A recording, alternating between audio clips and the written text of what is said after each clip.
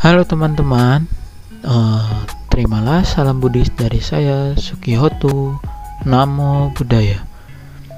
Nah, pada kesempatan kali ini kita akan membahas materi tentang cara menghormat dan memberi salam. Sebelumnya, perkenalkan, saya Despian Dharma Putra, mahasiswa pendidikan keagamaan Buddha semester 4. Yang mana materi kali ini adalah materi bagi siswa-siswi kelas 1 SD. Nah, materi ini diambil dari kompetensi dasar, yaitu memahami cara-cara menghormat, salam, dan simbol-simbol agama Buddha. Nah, materi yang akan kita bahas adalah cara menghormat dan memberi salam, di mana dari materi tersebut diharapkan yaitu tujuan pembelajarannya yaitu setelah mengikuti serangkaian pembelajaran, peserta didik dapat menunjukkan cara-cara menghormat dan memberi salam, kemudian memperagakan cara-cara menghormat dan memberi salam, lalu menyebutkan cara-cara menghormat dan memberi salam, dan melaksanakan cara-cara menghormat dan memberi salam. Nah, kita langsung saja ke materi, yang mana materi ini akan dibahas dalam 2 kali pertemuan, di mana pertemuan pertama kita akan membahas cara menghormat, lalu yang pertemuan kedua kita akan membahas cara memberi salam. Nah, jadi pada pertemuan kali ini kita akan membahas tentang cara menghormat. Langsung saja, cara-cara menghormat dalam agama Buddha. Nah, terdapat cara menghormat yang pertama, yaitu anjali. Nah, anjali ini seperti yang ada di gambar, di mana kita merangkapkan kedua telapak tangan kita disatukan, kemudian kita tempelkan di depan dada. Jadi anjali ini tangan kita ini dirapatkan keduanya, kemudian kita satukan kedua telapak tangan kita, lalu kita tempelkan di depan dada. Nah, cara menghormat itu disebut dengan anjali. Nah, anjali ini nanti kita bisa gunakan dalam kita menghormat kepada guru, kemudian kepada para biku, kemudian kepada orang tua, dan juga kepada orang yang lebih tua dari kita. Nah, apabila kita ketemu dengan misalnya kita bertemu dengan seorang guru, nah kita bersikap anjali pada guru, itu adalah cara menghormat kita. Kemudian lanjut yang kedua ada namaskara, dimana namaskara ini adalah paduan dari kita pertama bersikap anjali, kemudian kita bersujud dalam memberi hormat. Nah, seperti contohnya yang ada di gambar nih. Di rangkaiannya itu ada pada gambar nih. Kita pertama bersikap anjali dengan berlutut, berhadap kepada rupang, kemudian kita menundukkan badan, lalu telapak tangan dibuka dengan ditempelkan kepada lantai, muka kita juga ditempelkan kepada lantai. Nah, seperti yang ada di gambar. Nah, itu disebut dengan cara menghormat namaskara. Nah, namaskara ini biasa digunakan untuk menghormati Buddha, kemudian orang tua juga bisa, dan para biku. Nah, jadi kita bisa bernamaskara di depan altar atau rupang Buddha, kita bisa bernamaskara di depan orang tua kita, dan kita juga bisa bernamaskara di depan para biku. Nah, itu merupakan cara menghormat yang kedua.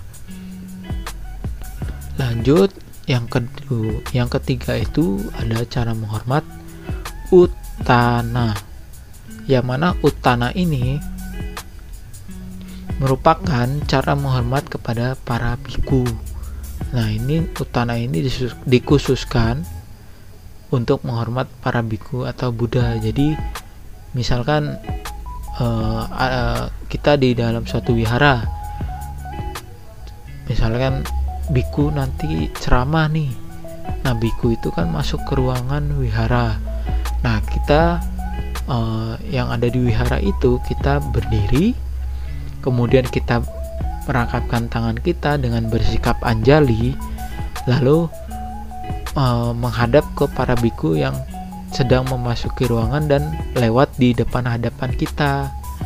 Nah, jadi kita itu adalah dengan cara kita berdiri, kemudian kita beranjali, lalu dapat kita juga membungkukkan badan kita sedikit. Nah, itu adalah merupakan cara menghormat utana atau cara menghormat untuk para biku gitu. Jadi kita lakukan penghormatan itu kepada para biku.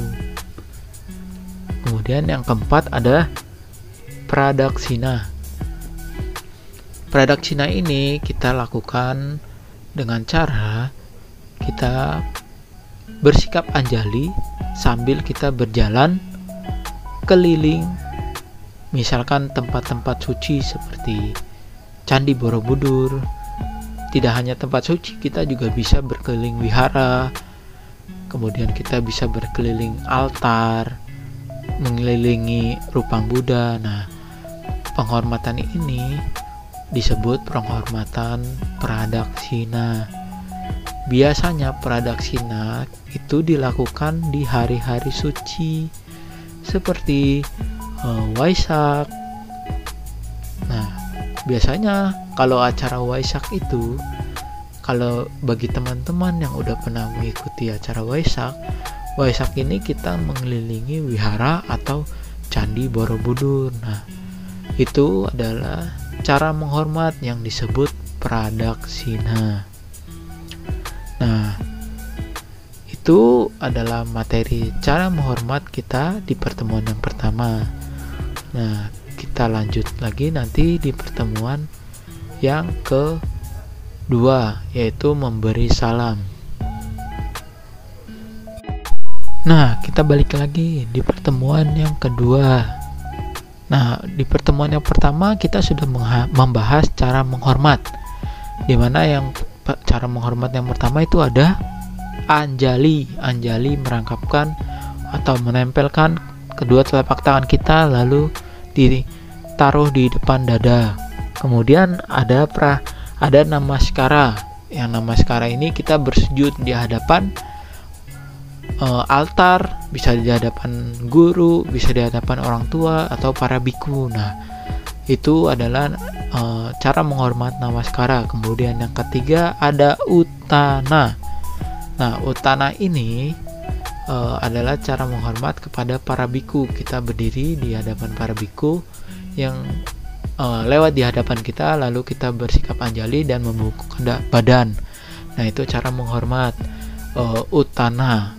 Lalu yang keempat itu ada pradaksina. Pradaksina ini menghormat dengan mengelilingi tempat-tempat suci atau wihara-wihara, bisa juga altar. Nah, kita bersikap anjali mengelilingi bangunan-bangunan suci atau wihara.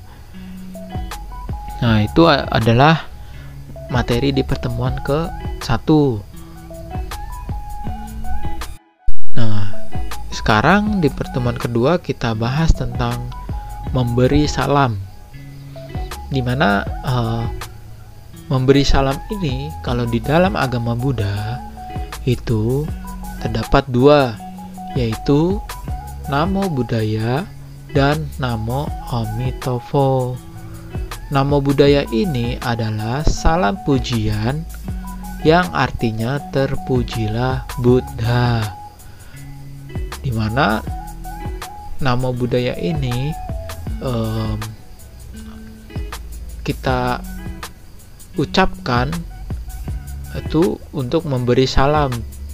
Jadi dengan apabila misalnya kita bertemu dengan guru di sekolah, nah kita bertemu dengan guru, kita lakukan cara menghormat dengan beranjali, lalu kita ucapkan namo buddhaya.